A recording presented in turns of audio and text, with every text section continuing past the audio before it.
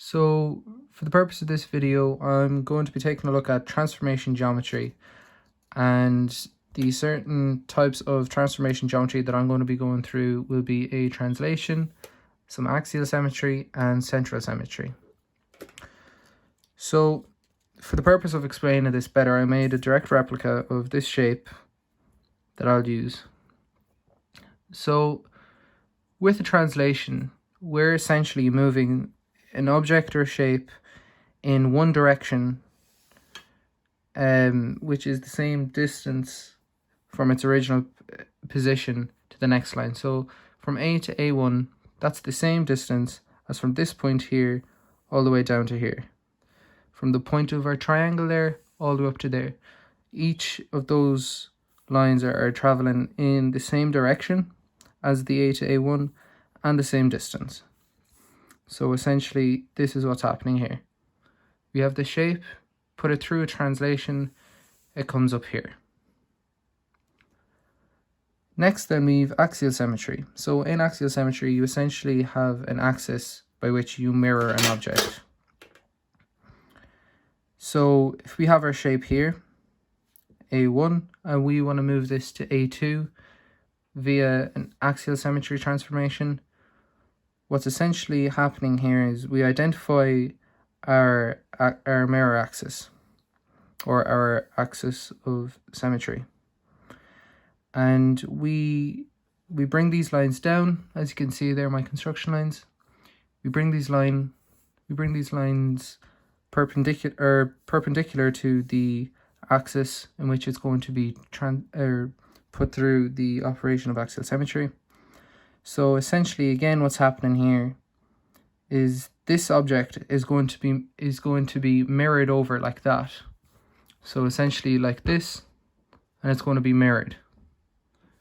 So the distance from here and here, from here to here and here to here, that's the same distance. So, and similarly for this point up here, so that distance is the same as this distance here. So essentially what's happening here is when we bring those points down, our image is just getting mirrored like that there. And that is axial symmetry. It's just a mirror image from A1 to A2. Now, for central symmetry then,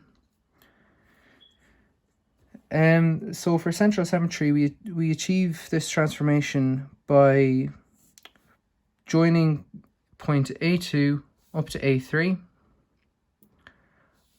and we label all these points here. So any point that we think is relevant, so say this point down here, we can label that 3, for example. So 3 comes through this point, comes through that point there, out the other side, and that's just going to be a line there that we draw. Mine is very light, you might not be able to see, but that's essentially the path that it's taking.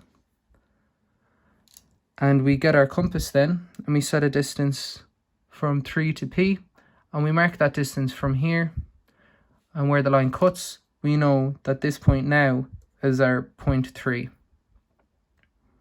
So we do this time and time again. We do, say, for this point, let's call that 2. We mark the distance here, step it off here. This is now our point 2.